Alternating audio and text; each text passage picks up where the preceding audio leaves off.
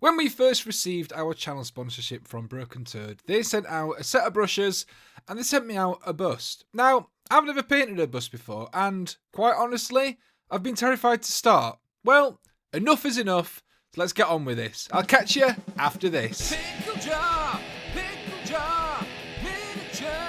excellent.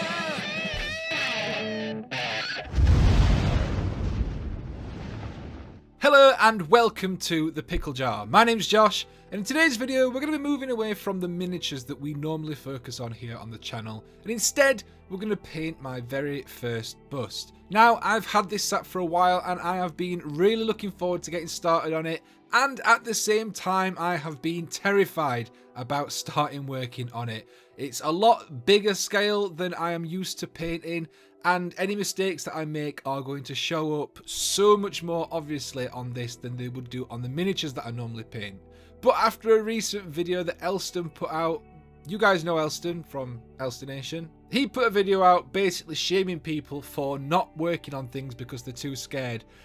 And it's kind of given me a bit of a kick, and yeah, let's get on with this. Now, this video is absolutely not intended to be a tutorial on painting busts. This is the first one that I have ever painted, and I am nowhere near qualified to give advice on painting busts. What this video is intended to be is just me documenting my first venture into this different painting style and medium and sharing what I've learned in the process.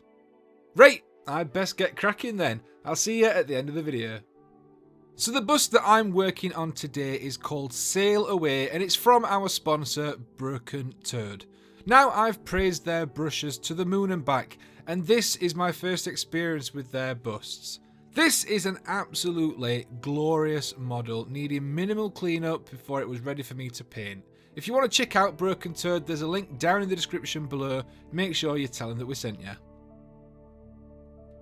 Now, I'd gotten some advice on painting this up before I started, and one of the pieces of advice that was to paint it up in sub-assembly, which makes sense. Painting it in separate parts made the whole process a lot easier and allowed me to get to some places that would have been a bit of a pain to get to otherwise.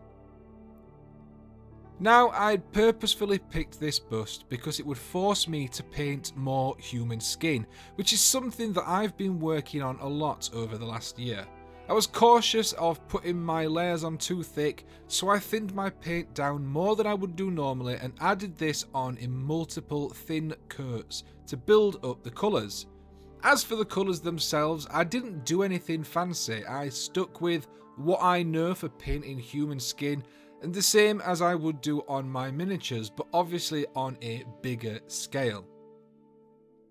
Now, this is the part that I was really most nervous about, but it ended up being my favourite part of the model. It was extremely therapeutic, working up in thin layers, taking it steady and building until I had the colour that I wanted for the skin.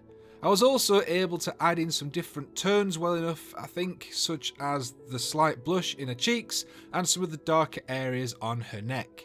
I even managed to get the lips looking decent, avoiding the usual bright red mistake. Now, at this point, I was over the moon with what I'd done so far, and then it hit me that the more I paint this, the more could go wrong. I was now terrified of smudging something or getting paint on an area that I'd previously done because I wasn't sure that I'd be able to fix it. Normally it's not an issue because it's a smaller scale and it can be hidden or covered up, but the worry did get to me a little bit here.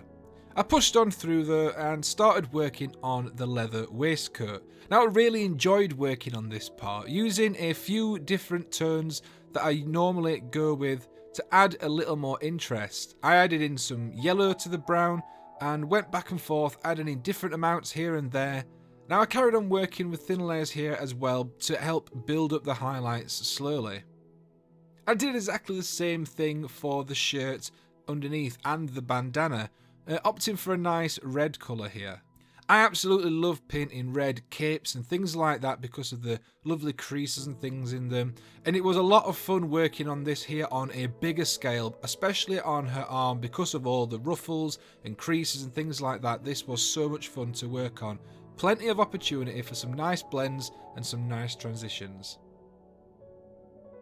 Now we got to the point that I had been dreading, and that was the eyes. This is the smallest detail that would make or break the look of the model. If you don't get the eyes right, the entire thing doesn't look right. Now I decided to give her green eyes and worked very slowly and steadily. I actually used closer to a bone grey colour for the base coat on the eyes because someone had pointed out that white was far too bright for a model of this size. So I avoid painting eyes at all costs, and my excuse is that they're either not sculpted onto the models that I'm painting or that they are just too small. Now, neither of those excuses would work here, so I just went for it. I'm actually super happy with how they turned out in the end. If you look really close, then you can see that they are a little derpy looking, but at a normal distance that you would view this at, they look absolutely fine, and with that, the nervousness was pretty much gone. The rest of the model absolutely flew by, in a bit of a daze if I'm honest. I repeated what I'd done on the jacket for the hat, adding in a bit of colour on the feathers on top just as a nice splash of interest, because otherwise it would just be a lot of brown. I did cheat with the hair and dry brushed it. Now I think it looks okay if I'm honest, but after getting some feedback and looking at other people's work, I can tell that maybe dry brushing isn't something that people generally do when they're painting busts. But as I said, I am a miniatures painter. I've come to this from a miniature painter background and I'm learning. I attached the ship, which was a pain to build and to paint, and is why it is the least impressive part of the model. And then I put her on the plinth that I'd had made for her, and here she is, all finished. Now, I have mixed feelings about the result that I achieved here. Once I'd finished it, I was really happy with what I'd done. I'd conquered a few fears painting something on this scale, and I think I did a pretty decent job. Once I got some feedback and looked at other examples of busts from people that paint busts, I'll be honest, it did deflate me a little bit. The thing is, as I mentioned, I am a miniatures painter. I've always worked on 28, 32mm scale models, sometimes a little bit bigger, and I've gotten pretty good at painting them, and I approached this bust with the same mentality that I have for painting miniatures. Yes, I thinned things down a little bit more, but other than that, I didn't do anything different to how I would paint a miniature. Now, with the bigger surface area and bigger details, it's a massive opportunity to paint in more detail, to push highlights further, to add more colour variation and bits of interest on a lot of the flatter areas. These are all things that I didn't do, not because I can't, but more because I didn't think about doing them. These aren't things that we normally think about when we're painting miniatures because honestly we don't have the space to add in these kind of details. But on something this size, those spaces are there and are available. It's a different approach and a different mindset, and it's all stuff that I'm aware of for the next one that I do.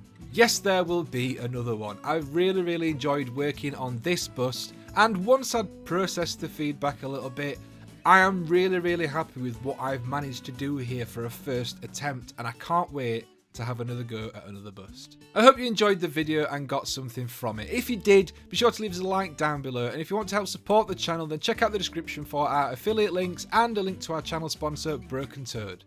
I live stream here every Wednesday, so if you're doing your own hobby and want to chat, or if you've got any questions for me, feel free to pop along at 8 PM, or if not, then make sure to join our Discord server where we're always hanging out and chatting. Again, link down below in the description. Finally, I want to say a massive shout out to our channel members. Pretzel, Andy Allen, Chaotic Painting, The Immersive World Crafter, The Hobby Corner, Frosts and Fists, Caring Commissar, Thomas Gesler, Amy Root, Ravensrook Miniatures, Mugwump, and Big Mech Danskull. Thank you guys so much for supporting the channel. It really does mean a lot to us, and we are massively grateful. Thank you very much. If you'd like to become a member yourself, simply click the join button down below, or if you're watching on mobile, check out the link in the description. That's all from me, and I'll see you next week with another video.